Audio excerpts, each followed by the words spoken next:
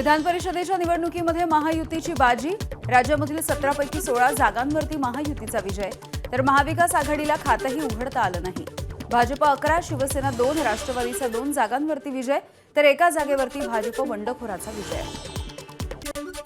नाशिक विधान परिषदेमध्ये शिवसेनेचे उमेदवार नरेंद्र दराडे यांचा पराभव, अपक्ष उमेदवार गोकुळ गीते यांचा विजय। गोकुळ गीतेंना 357 मतं मिळाली। शिवसेनेचे उमेदवार नरेंद्र दराडे यांना 248 मतं, एकूण मतदान 618। विजयाच्या नंतर गोकुळ गीते यांच्या समर्थकांनी जल्लोष केलाय। गोकुळ गीतेंच्या विजयानंतर त्यांच्या पत्नीनं गुलाल उधळला आणि जल्लोष केला। कार्यकर्त्यांनी निवडणूक हातात घेऊन मतदान करण्याचं आवाहन केल्यामुळे विजयी झालो असा दावा त्यांचा आहे। आम्ही महायुतीच्या सोबत असल्याचं देखील त्यांनी स्पष्ट केलंय।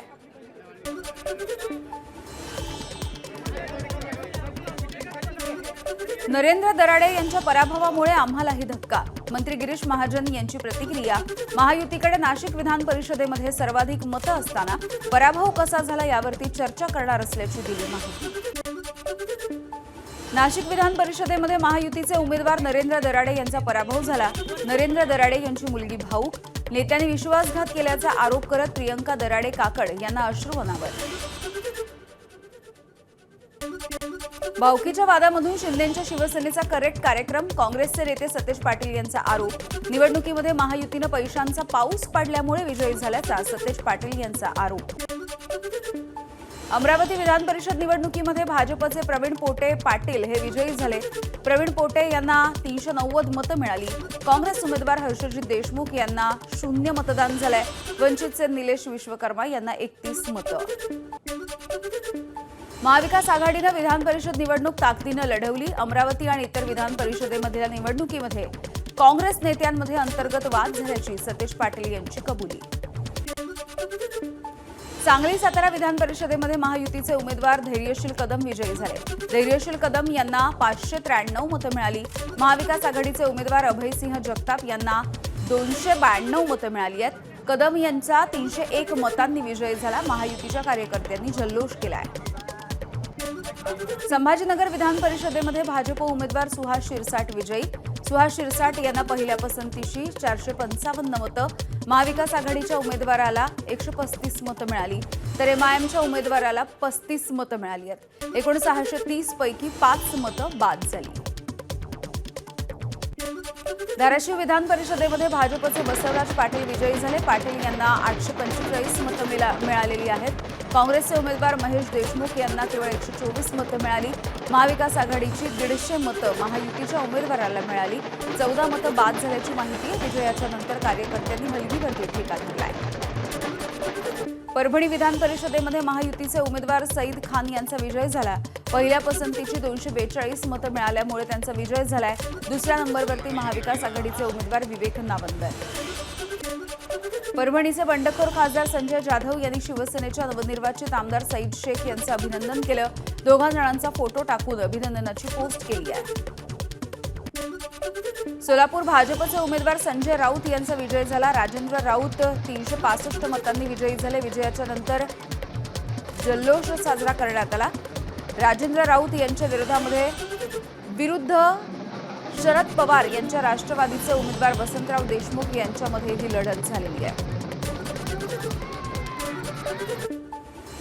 जळगाव विधान परिषदेमध्ये महायुतीचे उमेदवार नंदकिशोर महाजन विजयी झाले। महाजन यांचा 577 पेक्षा अधिक मतांनी विजय झालाय।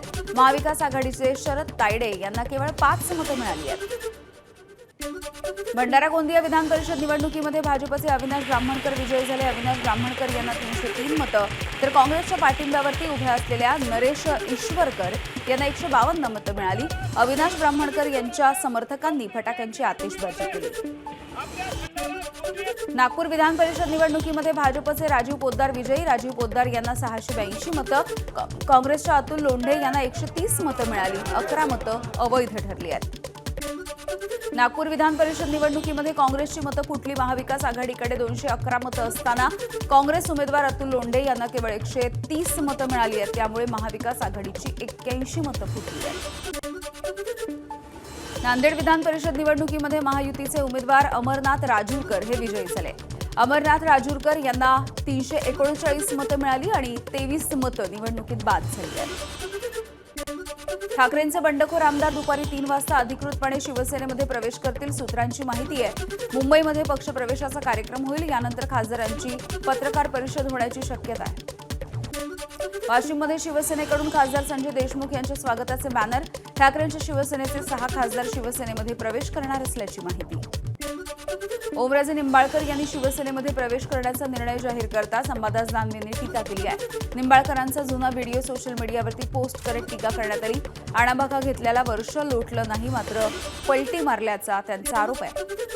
उद्धव ठाकरेंनी सगळ्या आमदारांची बैठक बोलावली. ऑपरेशन टायगरच्या नंतर उद्धव ठाकरेंनी आमदारांची बैठक बोलावली. उद्धव ठाकरे या सगळ्या आमदारांसोबत चर्चा करतील आणि खासदारांच्या फुटीच्या नंतर आमदारांमध्ये फूट पडू नये याची खबरदारी. राष्ट्रवादीच्या सर्व आमदारांची आज देवगिरी निवासस्थानी बैठक होणार आहे. उपमुख्यमंत्री सुनेत्रा पवार यांनी बैठक बोलावली आहे. पावसाळी अधिवेशनाच्या पार्श्वभूमीवरती या बैठकीला महत्त्व आहे.